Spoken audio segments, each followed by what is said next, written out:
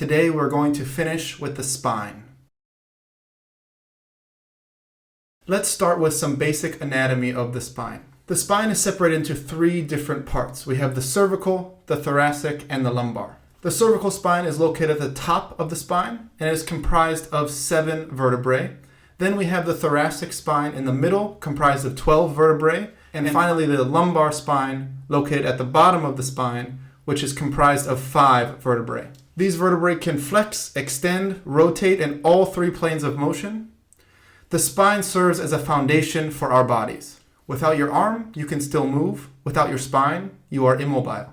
The spine has so many different ways to actually move. If the spine does not move well, the body doesn't move well. We can roll the spine in big or small motions, circle the spine, wave the spine, improvise with the spine, and many other combinations. When working with the general population, I think it is better to give an exercise that is more global as opposed to more isolated. With a more global approach to mobility, we drastically decrease the chance of injury and promote movement of the entire body.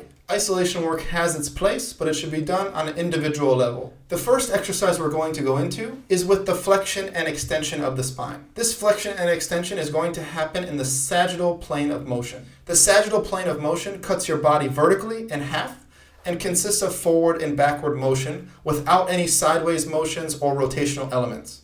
To start this exercise, stand evenly between both feet with a light bend in the knees. From here, maintain the feeling of the spine elongating up and begin curling forward vertebrae by vertebrae, starting with the top of the head and slowly working your way down the cervical spine, into the thoracic, into the lumbar, and finally into the pelvis. Once your range is achieved, reverse the motion, starting with the pelvis, into the lumbar, thoracic, and finally the cervical.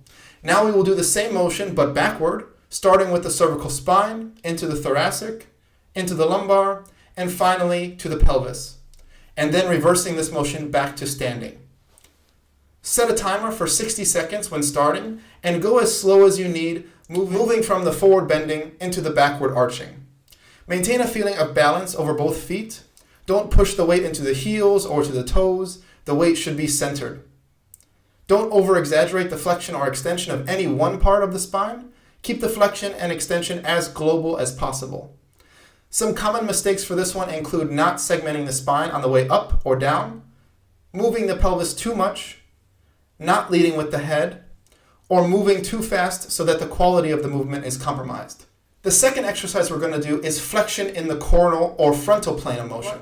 The coronal or frontal plane separates our bodies into front and back halves and consists of movement side to side without any front, back, or rotational movement. This exercise will be very similar to the forward and backward motion, but now we will do it in the side. Start balanced over both feet with a slight bend in the knee. Feel the sensation of the spine elongating, and start with the top of the spine flexing to one side, followed by the thoracic, then to the lumbar spine. Once you hit your end range of motion, reverse the motion back up, starting with the lumbar, then into the thoracic, and finally back to the cervical. Repeat this going from side to side for 60 seconds. Move slowly and feel the segmentation of the spine. Do not over-exaggerate any one part. Keep the flexion of the spine global. Some common mistakes for this one include not staying strictly in the coronal plane, creating too much tension in the body, not segmenting the spine, and not leading with the head. What if these exercises cause pain or you already have pain in the spine somewhere? One of the best medicines for pain is movement with the right intensity, with the right dosage. So if you have pain now, I recommend doing this exercise, but with some tweaks in the range of motion. Even a small range will have a massive benefit on the spine.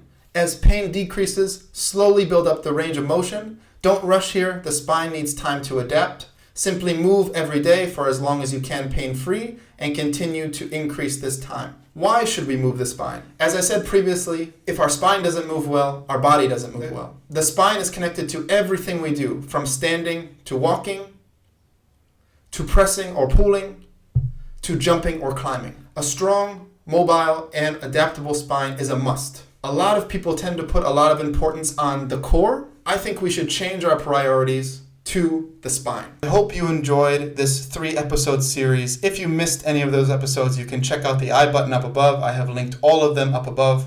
we went over the squat, the hang, and the spine. These are essential and basic things that we should be doing every single day. Squatting down, hanging, moving the spine. Everything builds off of this, and it creates a lot of freedom in your movement. If you have any questions, please let me know down below. I will see you in the next video. That's the session. Smile. Shake.